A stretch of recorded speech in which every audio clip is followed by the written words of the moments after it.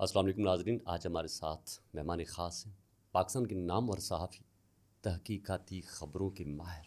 میں سمجھتا ہوں کہ ان کی ہر خبر ایک تحقیقاتی تحقیقاتی نیوز ہوتی ہے اور وہ حقائق پر مبنی ہوتی ہے۔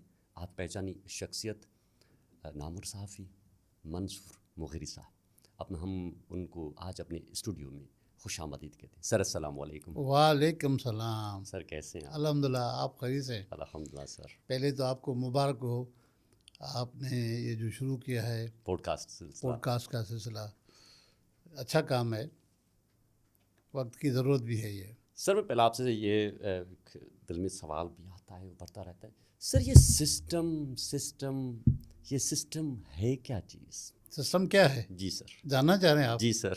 چلائیں گے بھی؟ بالکل چلائیں گے سر۔ ہر 2 نمبری کام کا سسٹم سے تعلق ہے، حالانکہ انگریزی ورڈ ہے جس کی مفہوم یہ نہیں ہے جو ہم نکالا جا رہا ہے، لیکن جنہوں نے بھی ایک کام شروع کیا، دھندا شروع کیا، انہوں نے کہا کہ بھئی یہ سسٹم کے تحت ہوگا، مطلب ایک مخصوص طریقے سے ہوگا۔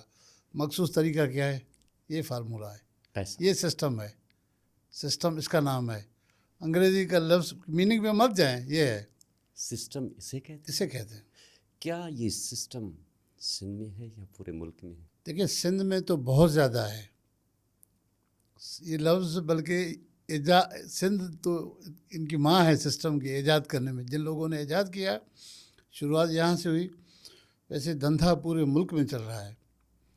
یہ دھندا تو جب سے پاکستان بنا ہے تب سے تھوڑا بہت چلتا تھا، لیکن باضابطہ ابھی یہاں سے کافی سالوں سے چل رہا ہے، جس کو نام دیا گیا ہے سسٹم۔ سر یہ اس سسٹم کا جو ہے وہ فائدہ کس کو ہے اور اس کا نقصان کس کو ہے؟ فائدہ کس کو ہے؟ جی، فائدہ ان تمام لوگوں کو ہے جنہوں نے یہ خلقہ ہے، جو اس کو چلا رہے ہیں، کیونکہ ان کا فائدہ کوئی روپیوں میں، ہزاروں لاکھوں میں نہیں ہے، ایوریج مہینے میں کروڑوں میں ہے، اور یہ جب پورا ملائیں گے تو پھر مہینے میں اربوں میں جا کے۔ میں صرف سندھ کی اگر بات کروں کہ جو سسٹم ہے ان تمام لوگوں کو فائدہ ہے۔ ایک تو جو چلا رہے ہیں، دوسرے اس سسٹم کے وسیلے سے زندہ ہیں۔ آپ سمجھ رہے ہیں میری بات؟ بالکل۔ جو ان لوگوں کو، ایک تو جو بیوروکریسی ہے جہاں پر عوام کے کام ہوتے ہیں، عوام کو نقصان ہی نقصان ہے۔ عوام کا کیا فائدہ ہے سسٹم سے؟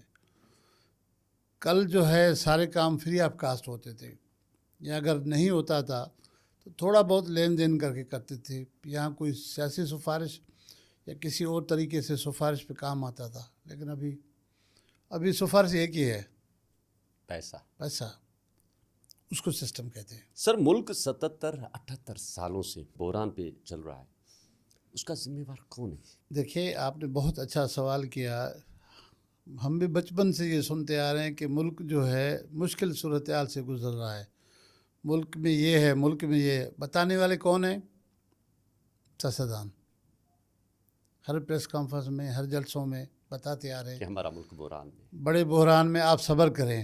بجٹ میں جب بھی پیسے بڑھاتے ہیں، جب بھی غریبوں کا استحصال کرنا ہوتا ہے، کہتے ہیں آپ صبر کریں، ملک بحران میں ہے، آپ نے ملک بچانا ہے تو آپ خاموش رہیں۔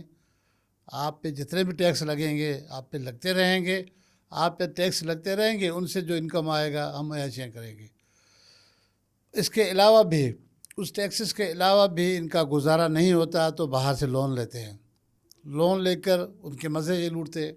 یار یہ تو انتہا ہے کہ پیسے آپ کے پاس نہیں، ادھار لے رہے ہیں، قرضہ لے رہے ہیں، قرضہ لے کر عیاشیاں کرتے ہیں۔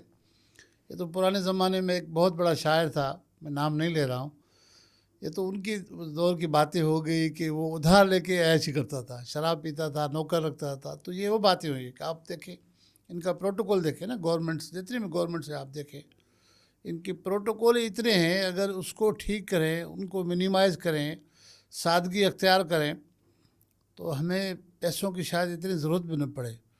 اور میں نے یہ دیکھا ہے، اچھی طریقے سے دیکھا ہے کہ بہت سارے ایسے لون ہیں جن کی ہمارے ملک کو ضرورت نہیں تھی، صرف اس لیے لیا گیا کہ جو بڑے لوگ ہیں، جو حکومت چلاتے ہیں، جو ملک چلاتے ہیں، ان کی کمیشنیں تھیں۔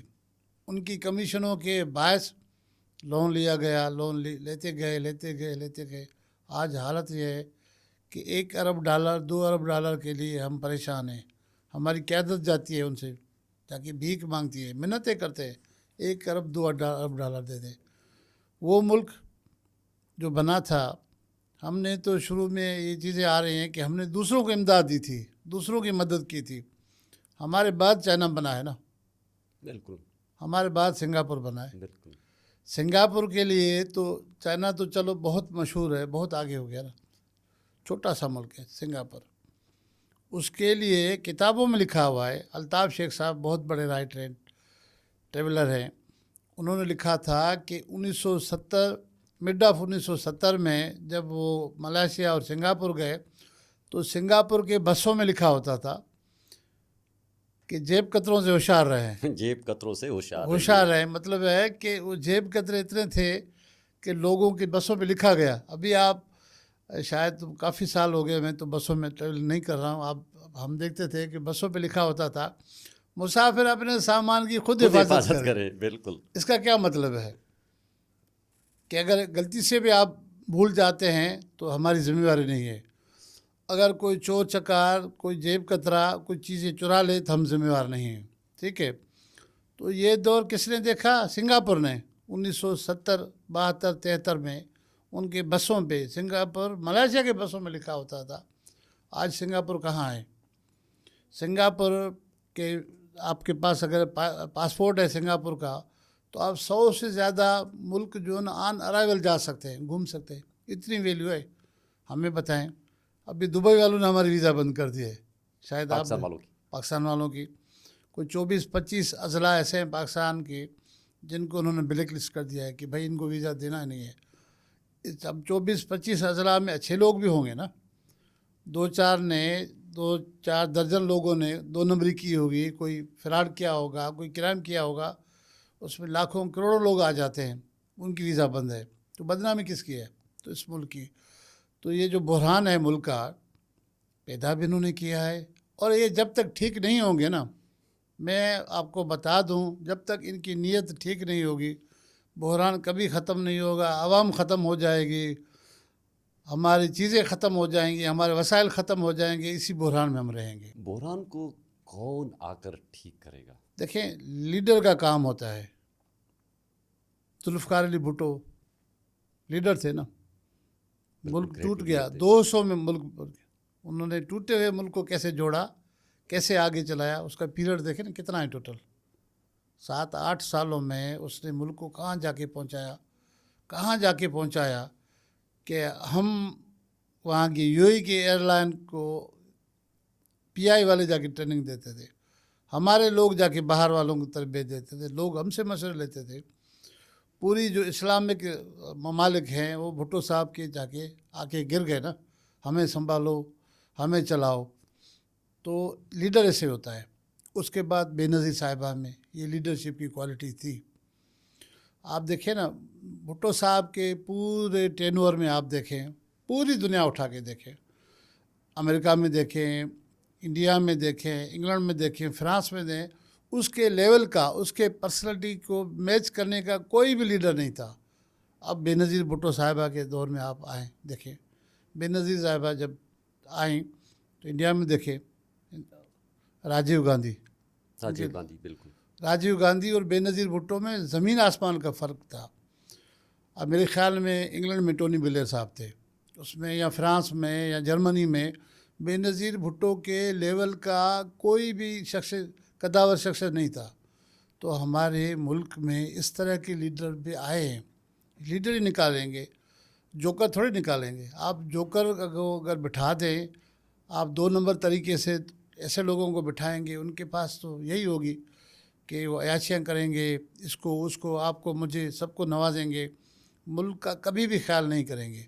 तो मुल्क तो बहरान में चलेगा, बहरान से कभी नहीं निकलेगा। अभी भी वक्त नहीं गया है, इसलिए नहीं गया है कि इस मुल्क में बहुत ज़्यादा चीज़ें हैं।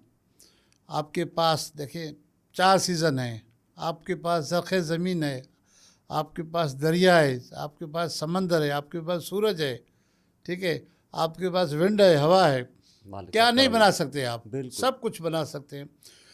कोई 8-10 साल पहले की बात है, मैं एक दोस्त से गपशप कर रहा था।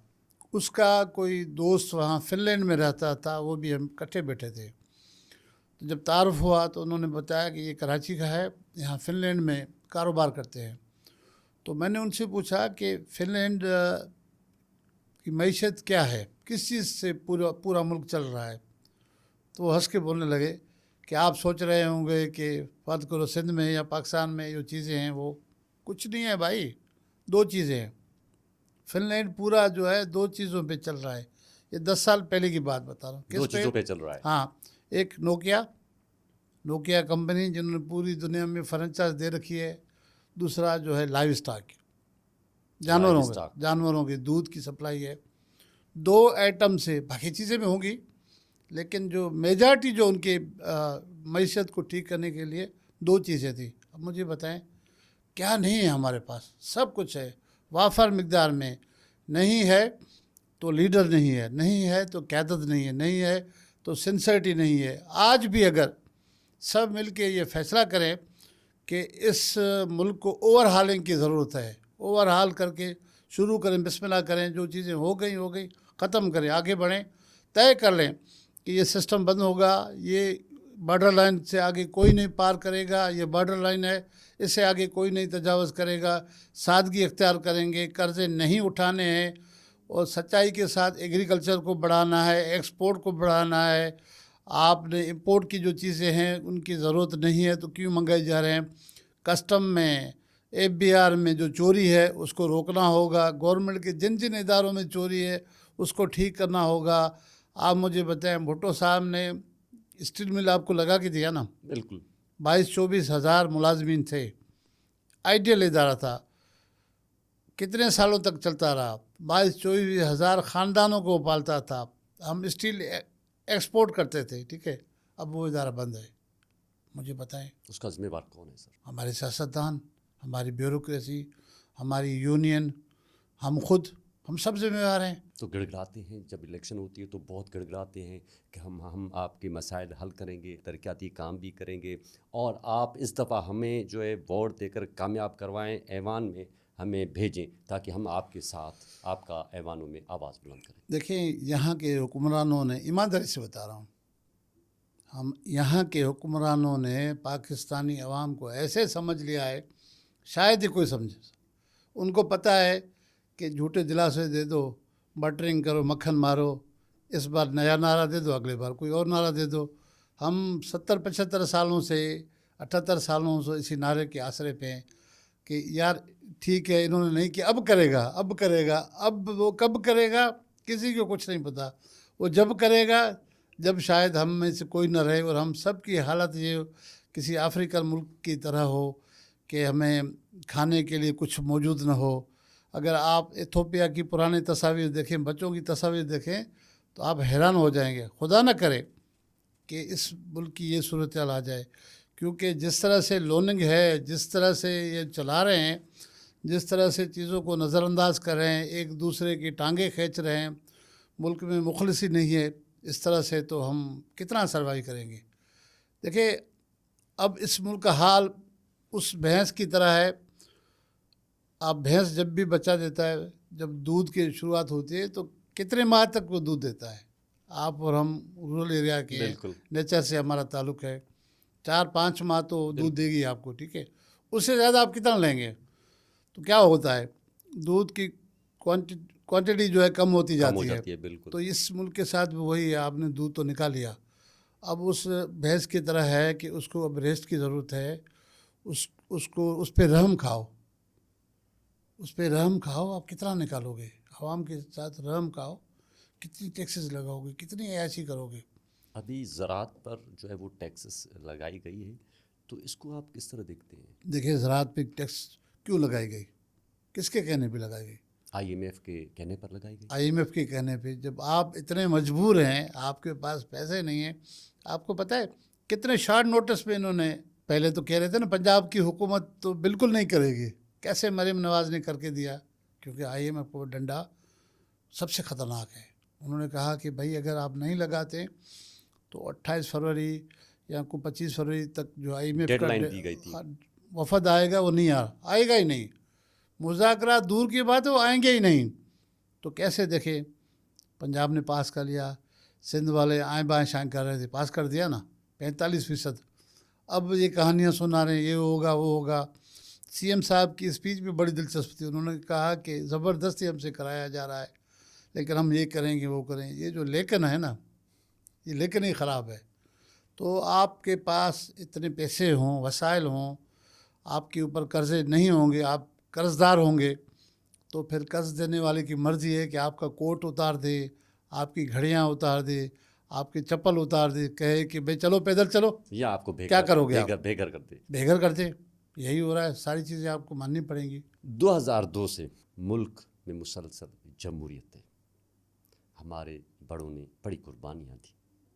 क्या वो जमहूरियत ही अच्छी है या मार्शल लॉ उससे बेहतर है? देखिए, जब हम पढ़ते थे स्कूल में, कॉलेज में, तो स्टूडेंट्स जो हमारे सीनियर थे बहुत बड़े नारे लगाते थे कि मार्शल लॉ मुर्दाबाद, जमहूरियत जिंदाबाद, जमहूरियत जिंदाबाद। हमारे बड़ों ने इस जमहूरियत के लिए कुर्बानियाँ दी, ठीक है। उन्होंने लाठियाँ खाई, उन्होंने आंसू गैस खाए, उन्होंने जेल देखे, कई ने तो अपनी ज़िंदगियाँ गंवा दी। ऐसा ही है ना, किसके लिए? जमहूरियत के लिए। कि जमहूरियत एक सुहाना ख्वाब है।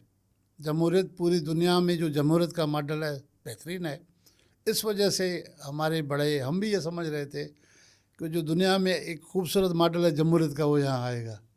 हमें नहीं था पता कि इस जमहूरियत के पीछे बहुत बड़ा धोखा है। अब जमहूरियत ऐसे है कि खाने का नाम है कि लोग खाओ पियो मौज मस्ती और करो खिलाओ। और खिलाओ, खाओ खिलाओ, बस।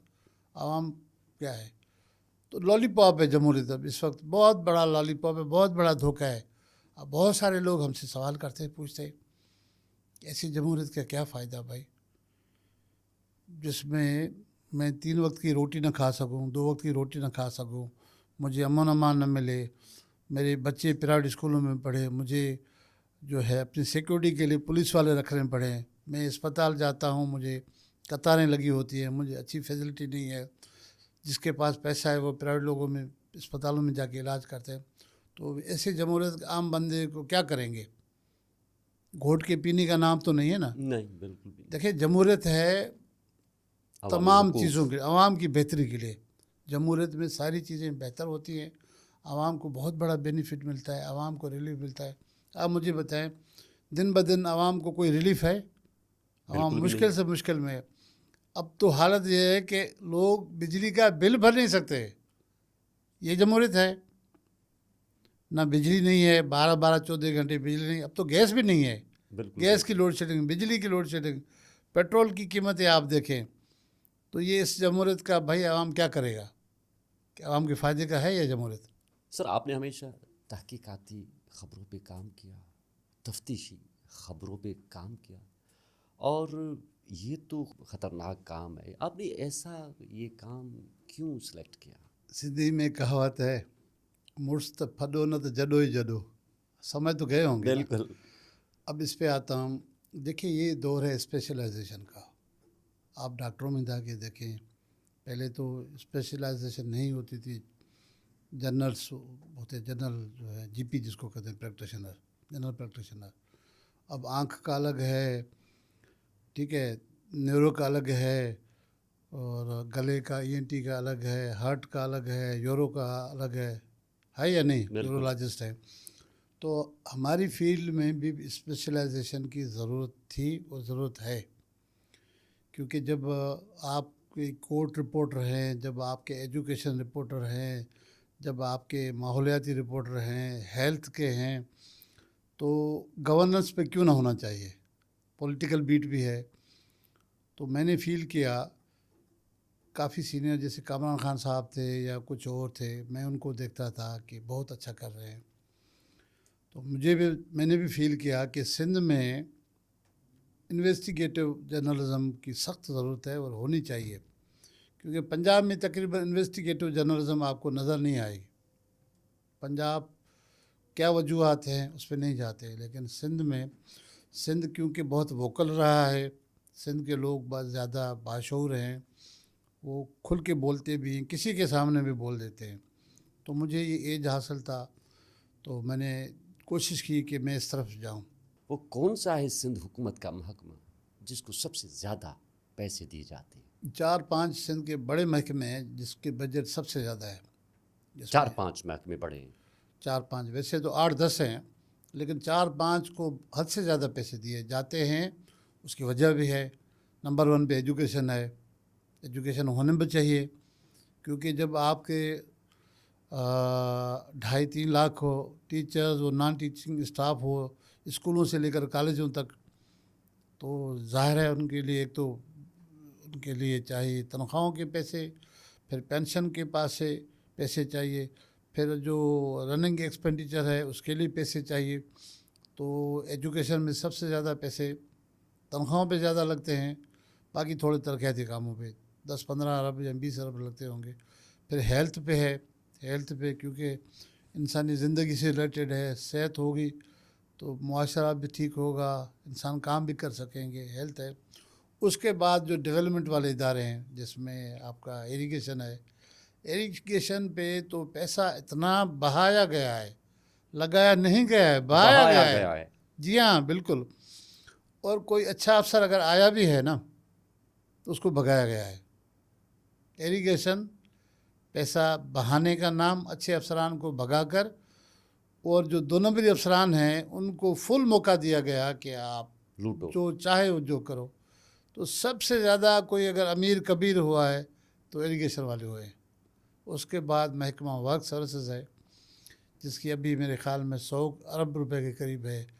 روڈ اور بلڈنگس اس طرح کی چیزیں, وہاں پر بھی کام ہوا ہے. یہ نہیں کہوں گا کہ ایریگیشن میں اتنا کام نہیں کہ ہوا ہے جتنے پیسے لگے ہیں. ایریگیشن پہ جتنے پیسے لگے ہیں نا, میں کہتا ہوں کہ کام کیا ہوا ہے.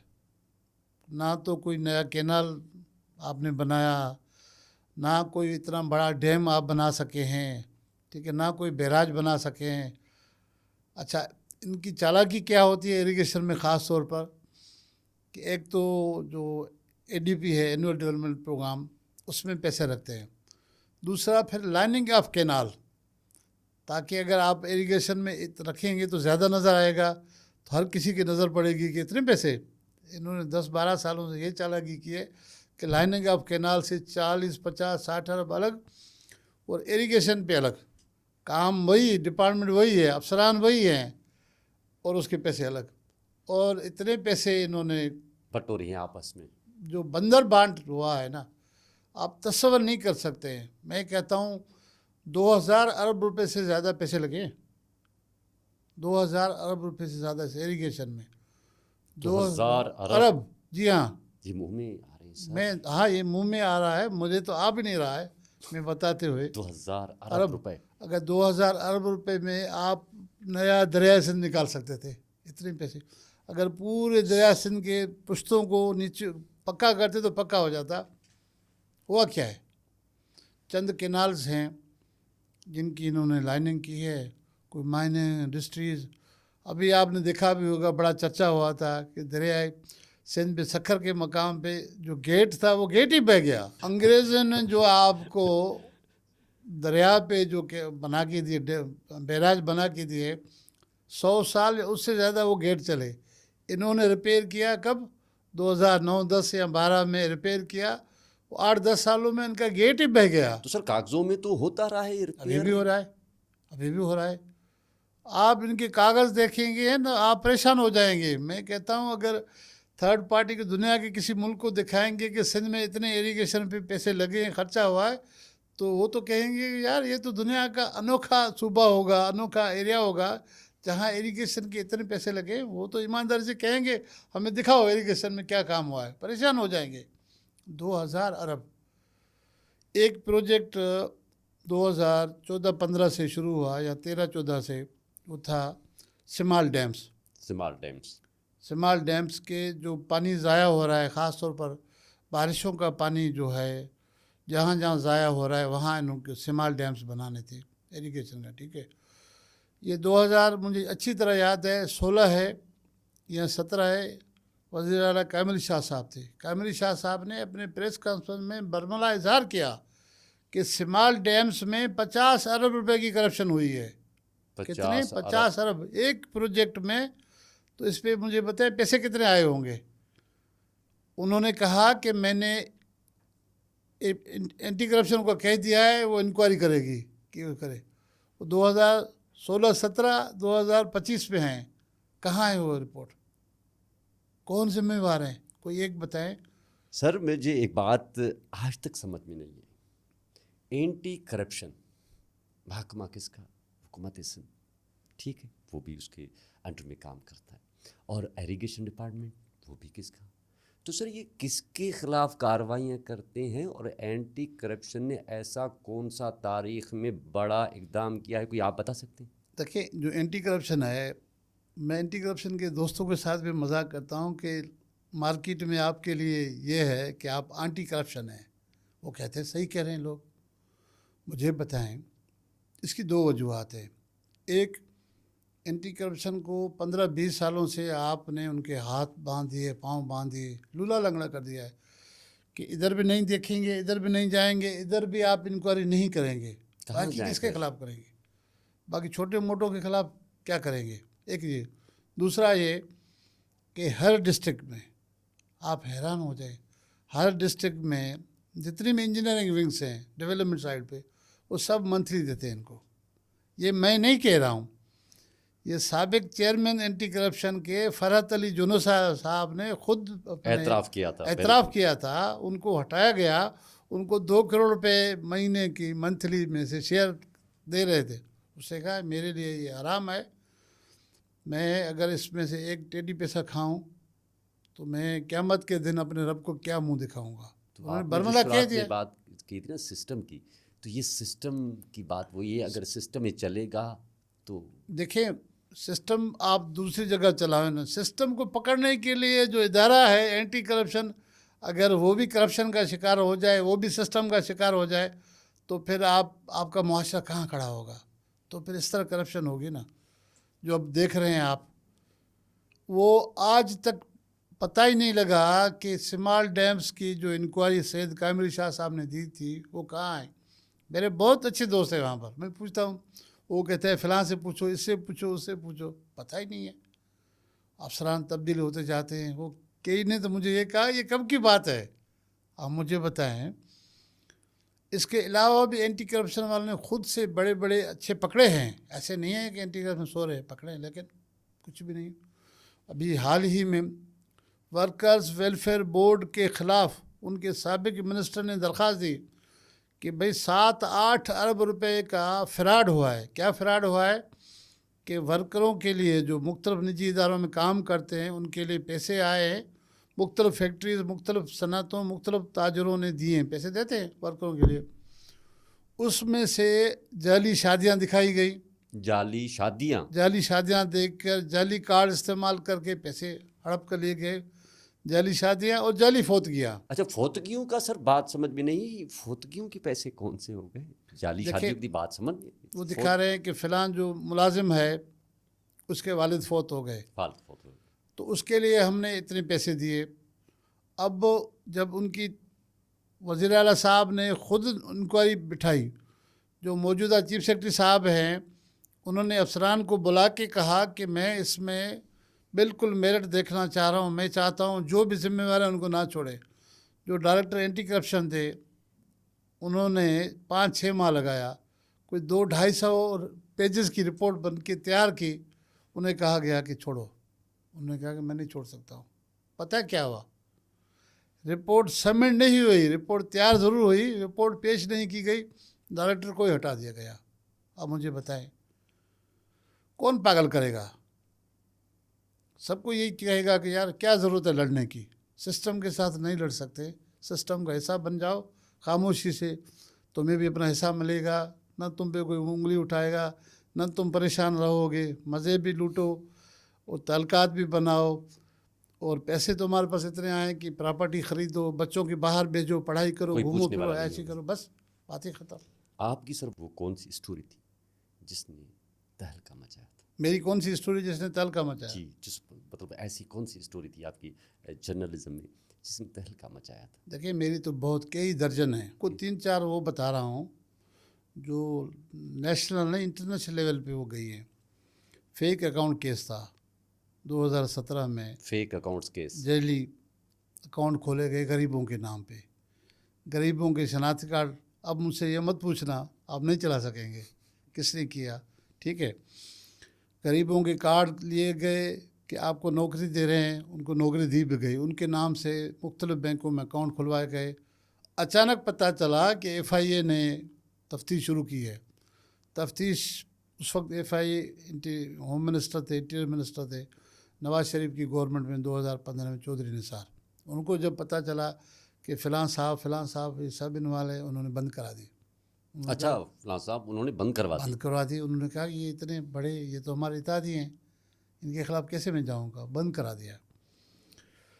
پھر دیکھیں جب کسی کی شامت آنی ہوتی ہے نا تو کہیں نہ کہیں سے کوئی چیز نکل آتی ہے، کسی نہ کسی نے ہمت پکڑنا ہوتا ہے۔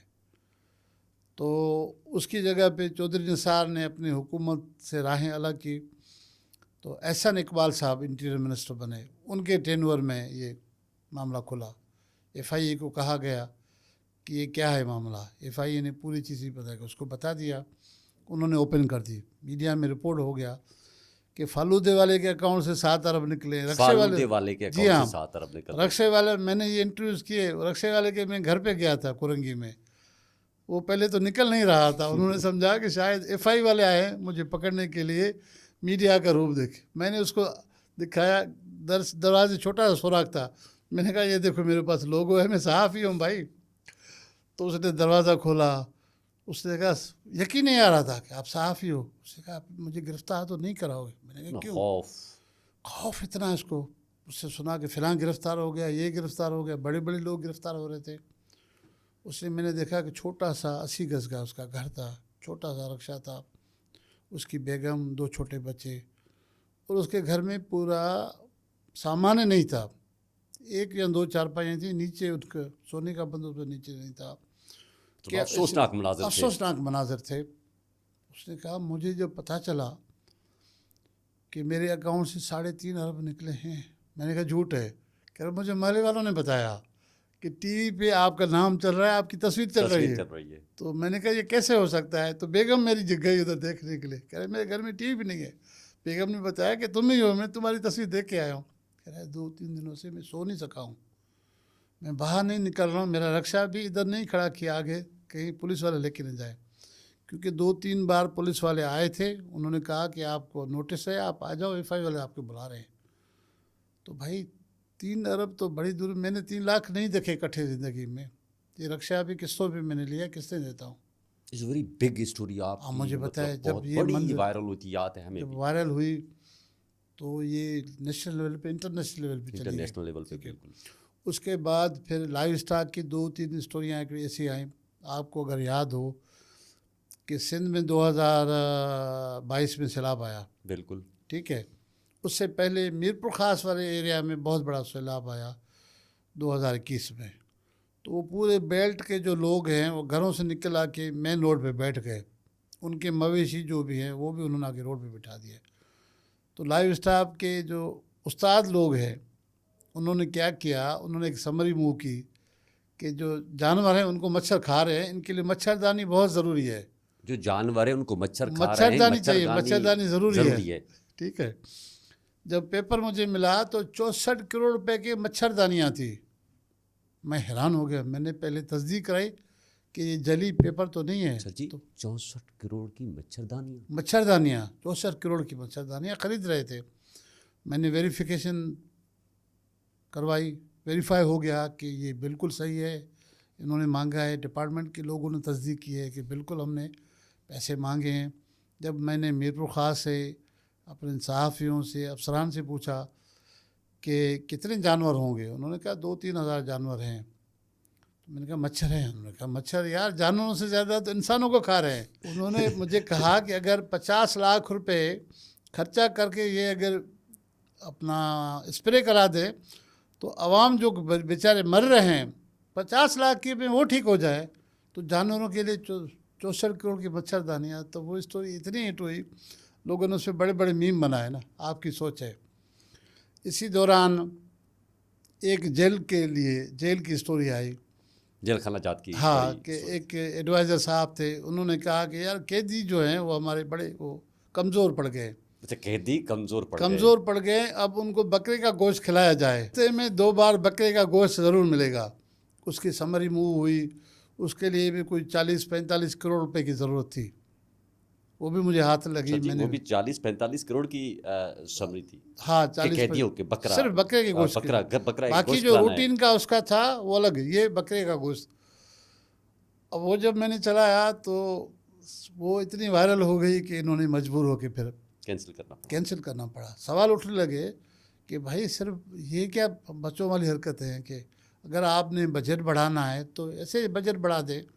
आप जो है कोई 14-15 रुपये या कोई 28-20 रुपये या 30 रुपये, ये 5-6 साल पहले एक कैदी को खाने पे खर्च कर रहे थे। तो उसकी बजट बढ़ा दें, उसका खाना अच्छा कर दें, मयार अच्छा कर दें, हाँ, मयारी कर दें। और मयारी कर दें। हफ्ते में एक दिन आप चलो आप बकरे का नहीं खिलाते हैं तो बड़ा गोश्त ही खिला दो, बछिए का गोश्त ही खिला दो, फिर जाके ये बाज आ गए। एक और स्टोरी जो मैंने दिखाया, सिंध का ताजमहल। सिंध का ताजमहल वो अभी भी मौजूद है। वो जो अराकीन असेंबली हैं उनके लिए इन्होंने 2 टावर खड़े किए हैं। तो आप हैरान हो जाएंगे कि सिंध की एडमिनिस्ट्रेशन देखें।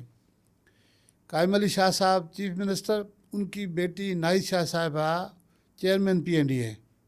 उनके पास जब मामला आया कि इस के लिए पैसे ख़त्म हो गए, ये 2 टावरों के लिए MPs की रिहाइश के लिए, तो मज़ीद पैसे चाहिए।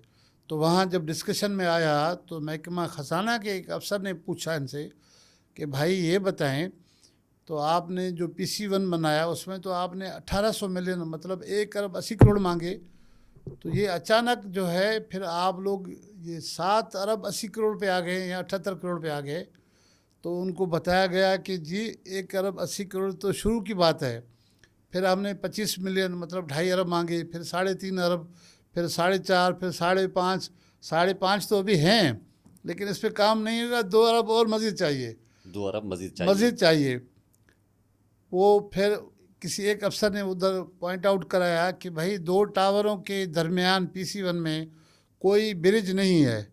आप देखें कि ये 2 टावर हैं, इसके दरमियान में एक नया 14 फ्लोर पे या 15 फ्लोर पे एक ब्रिज बनाया गया ताकि दोनों टावर के लोग आपस में मेल मिलाप हो, जबकि एक टावर था ही ख़वातीन के लिए। एक अफसर ने कहा जब एक ख़वातीन के टावर है तो बीच में आपने ये क्यों मिलाया, ये तो PC1 में नहीं है। तो कायम अली शाह साहब की बेटी जो है नफीसा शाह साहब ने जब देखा तो उन्होंने पेपर उठा के दिए, लो ये क्या बकवास है, ये क्या मजाक है, आप लोगों ने मजाक बना के दिया। जब वो मैंने चलाया सिंध का ताजमहल, मैंने बताया कि आगरा का ताजमहल तो आपने देखा होगा, और सिंध का मैं आपको सिंध का ताजमहल दिखा रहा हूँ। ये ताजमहल है जो बन रहा है। इसमें अब 2-3 चीज़ें हैं। नंबर 1, जो पहले वाली जो हॉस्टल है या जो इनकी रिहाइश है वो भी बेहतरीन कंडीशन में थी, उसको रेनोवेट करके उसको ठीक कर सकते थे, इतने पैसों की ज़रूरत नहीं। और सबसे अहम ये कि जिस ज़माने में वो हॉस्टल बनी थी MPs के लिए, उस ज़माने में लोग कराची में घर नहीं थे, बिल्कुल दूर दूर से लोग आते थे, उनको रिहाइश चाहिए थे। अभी आप देखें 164 अराकीन में से देखें कितने लोगों को घर है, इवन 2-2, 3-3 घर हैं कराची में, एक मिनट घर नहीं, बेंगलोज हैं, बड़े बड़े बेंगलोज हैं, सब अमीर कबीर हो गए, उनको तो ज़रूरत नहीं है। और ये प्रैक्टिस 2010-12 में देखी गई कि मुश्किल से हार्डली कोई 10-12 MPs वहाँ पर रहते हैं, बाकी सब के जो मुलाजिम हैं, जो PS हैं, उनके लोग ख़ास लोग आके MP हॉस्टल में रहते हैं।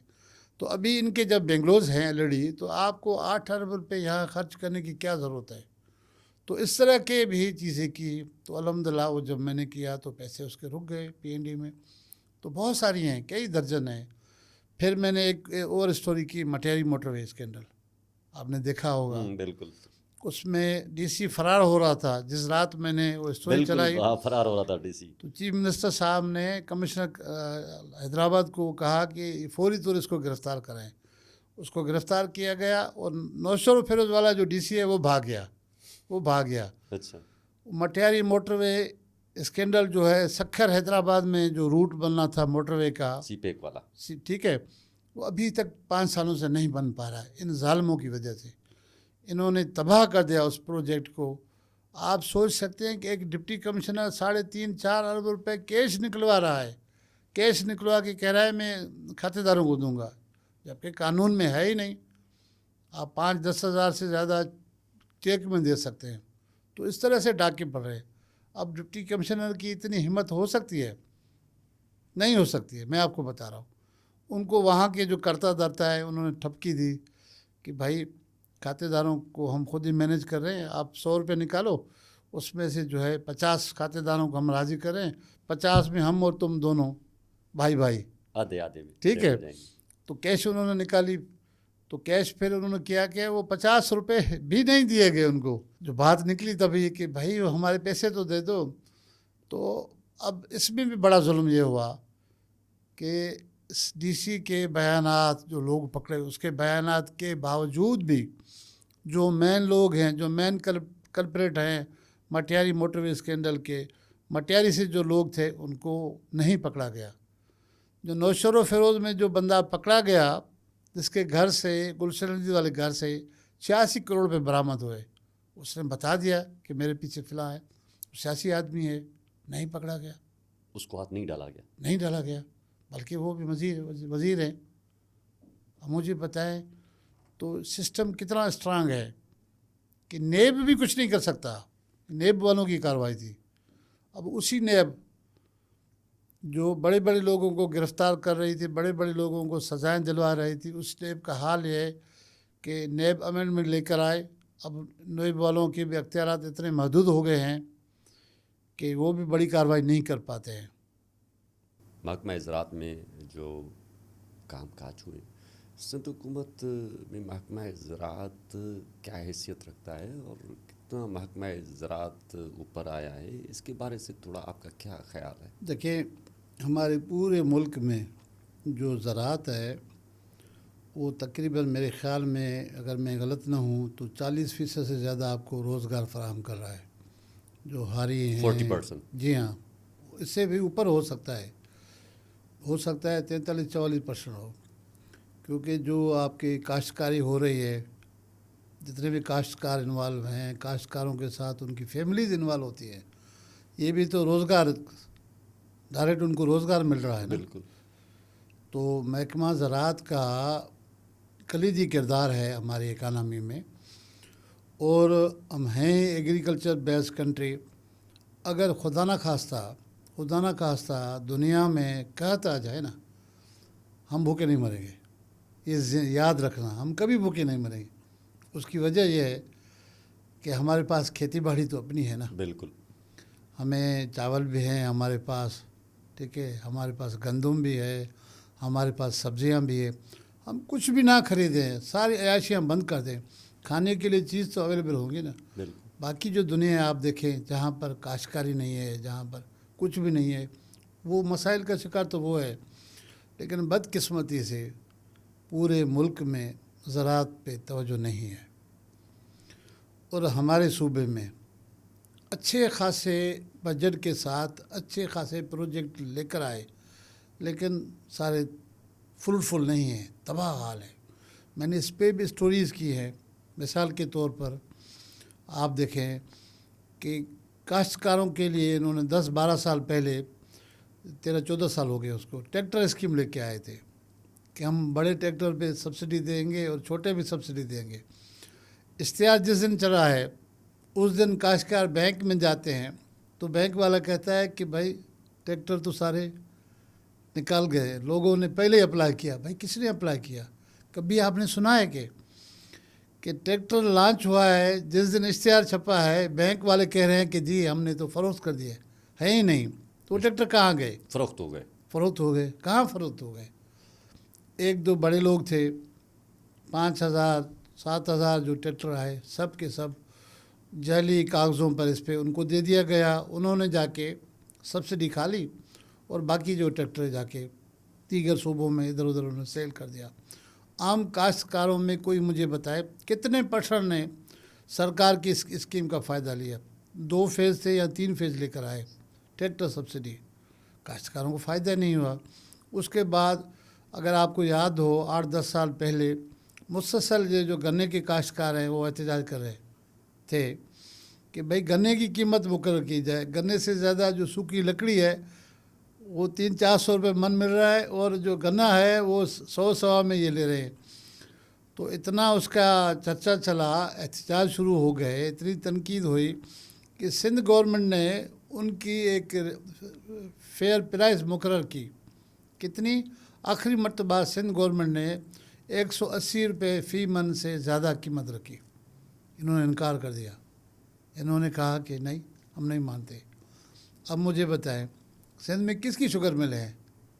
سب کو پتہ ہے، بالکل سب کو پتہ ہے کہ وہ اس کو کون پوچھے، ان سے کوئی پوچھنے والا نہیں۔ پھر کیا کیا کہ یہ سی ایم کی جانب سے یہ کہا گیا ہے کہ بھائی ٹھیک ہے، شوگر مل اونر آپ کو اگر سبسڈی اسی ریٹ پہ نہیں لے رہے ہیں تو ہم سبسڈی دے رہے ہیں، 30 روپے 35 روپے یا 40 روپے فی من پہ سبسڈی دے رہے ہیں، وہ آپ سے خریدیں گے۔ لیکن سبسڈی لینے کے باوجود بھی کاشتکاروں سے اسی ریٹ پہ نہیں لیا گیا۔ اگر کہیں اچھے ملز والوں نے لیے بھی تو ان کو پیسے دینے میں اتنی دشواری ہوئی۔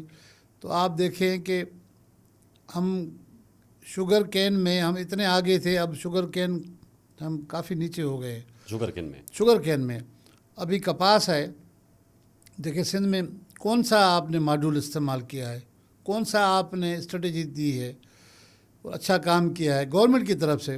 لیکن اس کے باوجود بھی اس سال ہم نے اپنے پڑوسی صوبے پنجاب کو کراس کیا ہے۔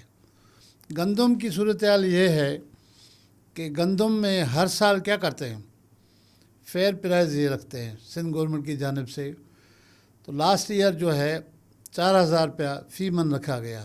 آپ نے دیکھا ہوگا 2009 کے بعد پہلے اتنی قیمت نہیں تھی، لوگ گندم نہیں اگاتے تھے۔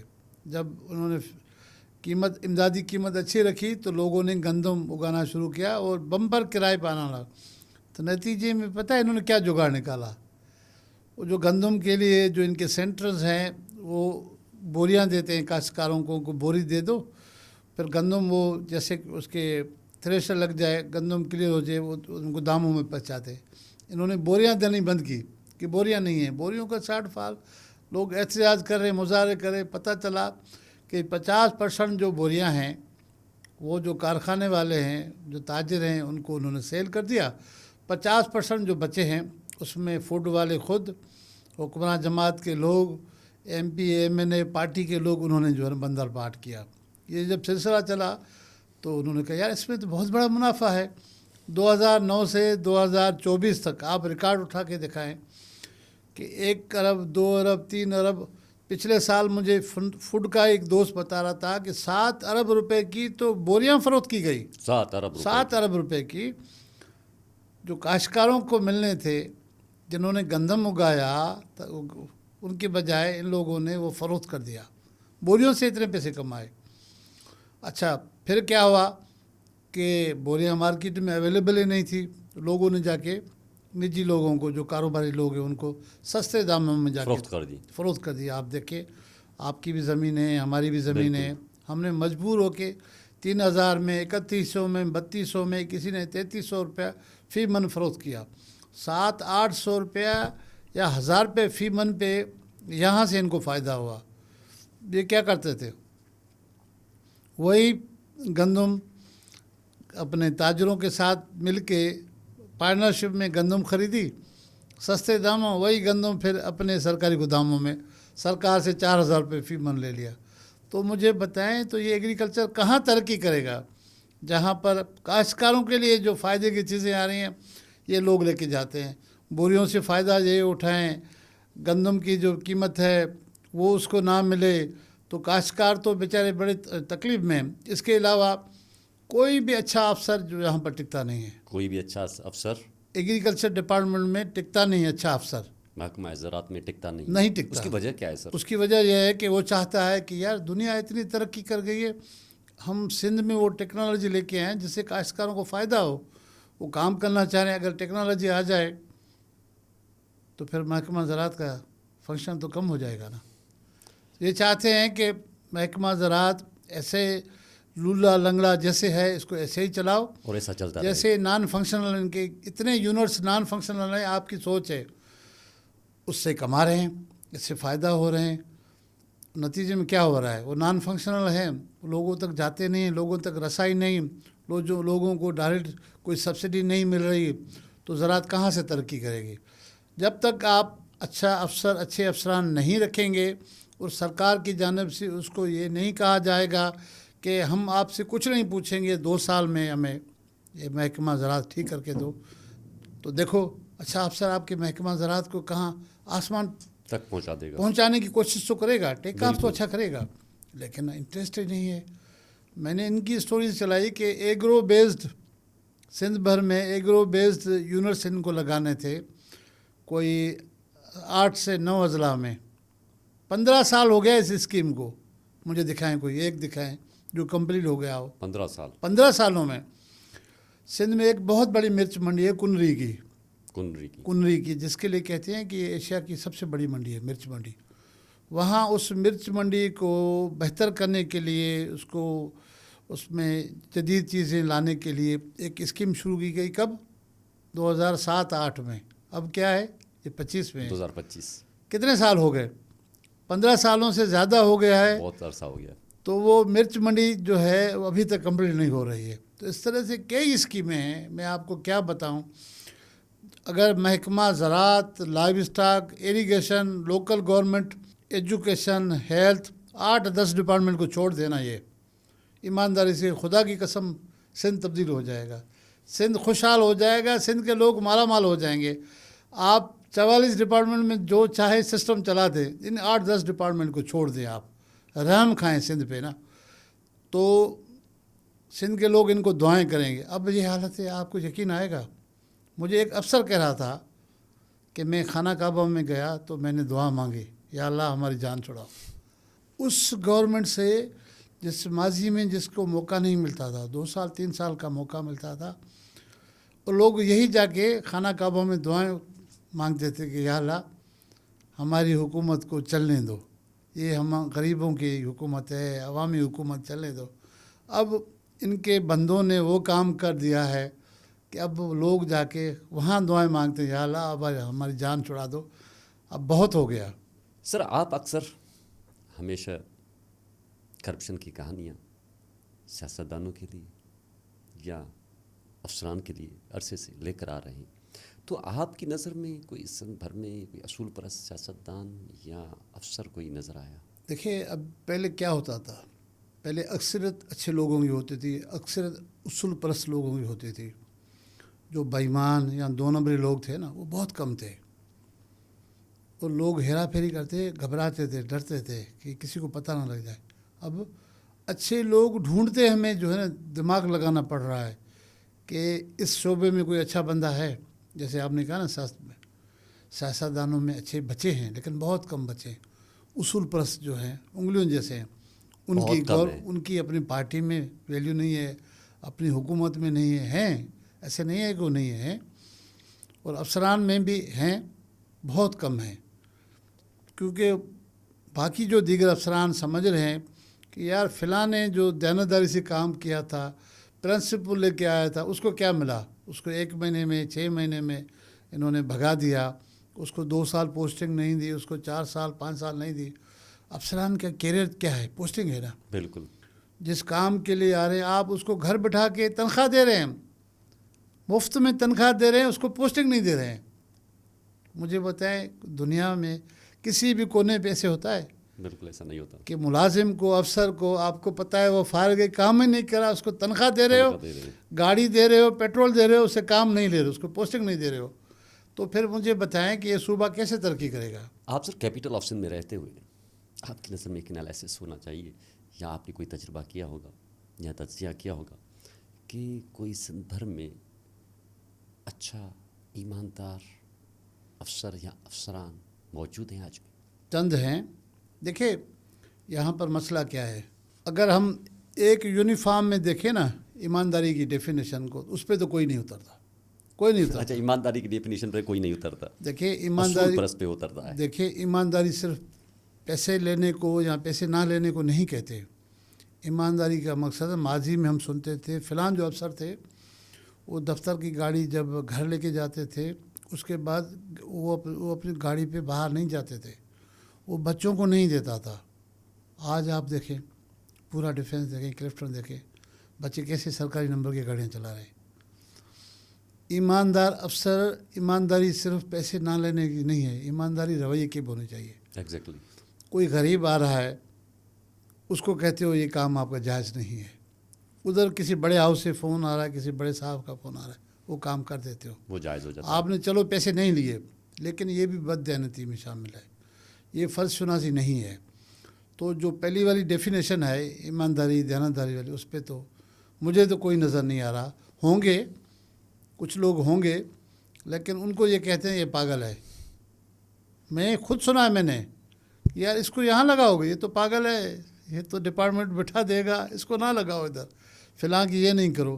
اب مجھے بتائیں جس صوبے میں S P, D C, commissioner, secretaries پیسے دے کر پوسٹنگ کرائیں, اگر پیسے نہیں دے رہے ہیں تو اسائنمنٹس ہیں, آپ ہمارا یہ کام کرو گے ہر حال میں, تو مجھے بتائیں بھائی تو وہ ایماندار کہلائے گا؟ کیسے ایمانداری سے کرے گا وہ؟ Is it possible? آپ مجھے بتائیں ہے پاسبل؟ بالکل پاسبل نہیں ہے سر. تو آپ نے ایماندار لوگوں کو تباہ کیا, ان کو خراب کر دیا, ان کا کیریئر برباد کر دیا. تو ابھی جو نئی جنریشن آئی ہے, جو نئے افسران ہیں, وہ کہتے ہیں یار دفع کرو, مٹی پا, کیا ضرورت ہے. سر سڑکوں پر ہم دیکھتے ہیں خاص کر یہاں ڈیفینس, کلفٹن اور کراچی میں, شہر میں لینڈ کروزرس, بڑی بڑی گاڑیاں, رینج روورس, ریو ڈالے. تو سندھ نے کیا ترقی کر لی؟ کہتے ہیں کہ سندھ نے ترقی نہیں کی. تو اتنی بڑی بڑی گاڑیاں نظر آتی ہیں, تو اس کو آپ کیا سمجھتے ہیں؟ بڑی اچھی آبزرویشن ہے آپ کی. سندھ نے ترقی کی ہے لیکن 10 سے 15 ہزار لوگوں نے, کتنوں نے؟ 10 سے 15 ہزار لوگوں نے, جن کا گورنمنٹ کے معاملات سے, ٹھیکوں میں, 2 نمبری کاموں میں, سسٹم میں ڈائریکٹ انڈائریکٹ تعلق ہے, انہوں نے ترقی کی ہے. آپ دیکھیں, آپ کے ہمارے سامنے ہے نا. کل جو کچھ نہیں تھا آج دیکھو ان کے بنگلوز, ان کی گاڑیاں, آپ خود بتا رہے ہو, مثال دے رہے, آ گئی نا. کیسے آ گئی ہیں؟ جن کے آبا و اجداد نے کچھ نہیں دیکھا تھا, آپ ان کو دیکھ لو کیسے انہوں نے ترقی کی ہے. تو ایسے تو نہیں کی ہوگی نا.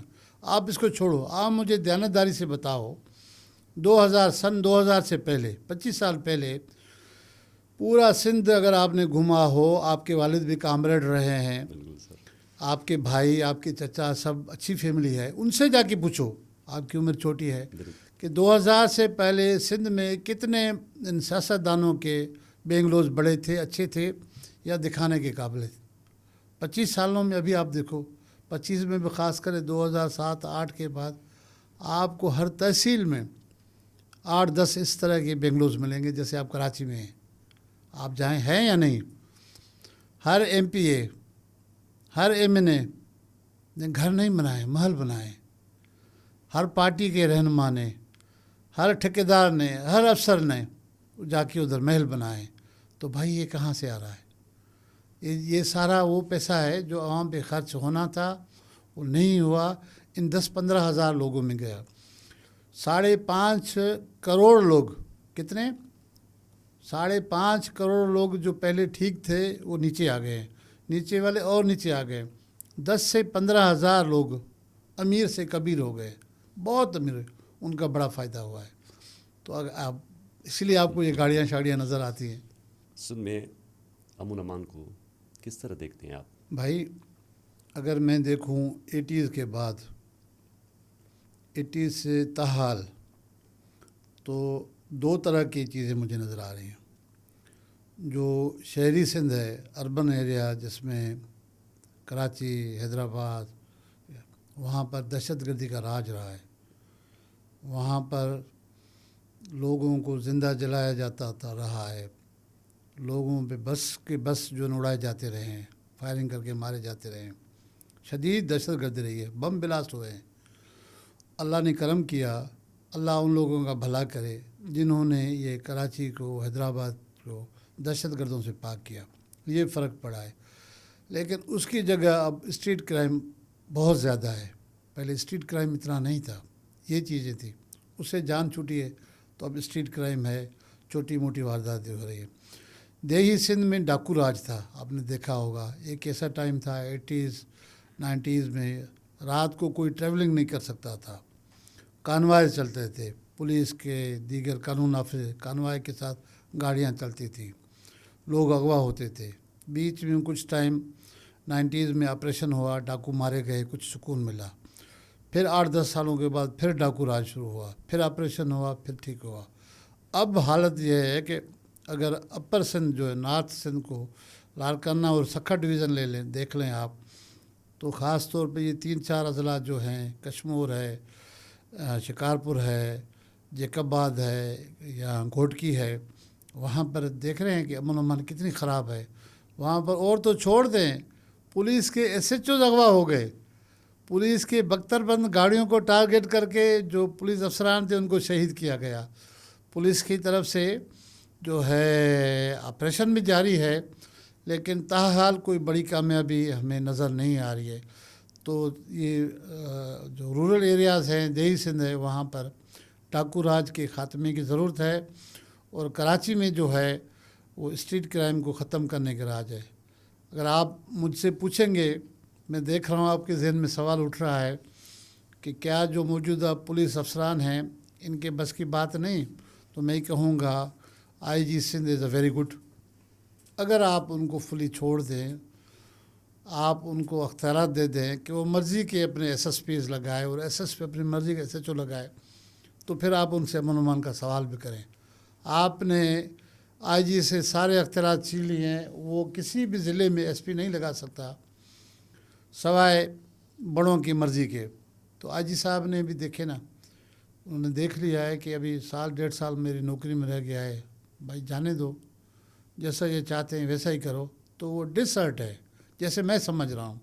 मुमकिन है कि उसके दिमाग में कुछ और हो, क्योंकि आप देखिए फरिश्ते तो नहीं लेके आओगे ना, बिल्कुल इन अफसरान में से किसी को IG लगाओगे ना, आप इनको फुली अख्तियार नहीं दोगे, आप इन पे ट्रस्ट नहीं करोगे, आप इनकी मर्ज़ी नहीं चलाने दोगे, अपनी मर्ज़ी चलाओगे तो फिर अपनी मर्ज़ी से, तो ये नतीजा देख रहे हैं।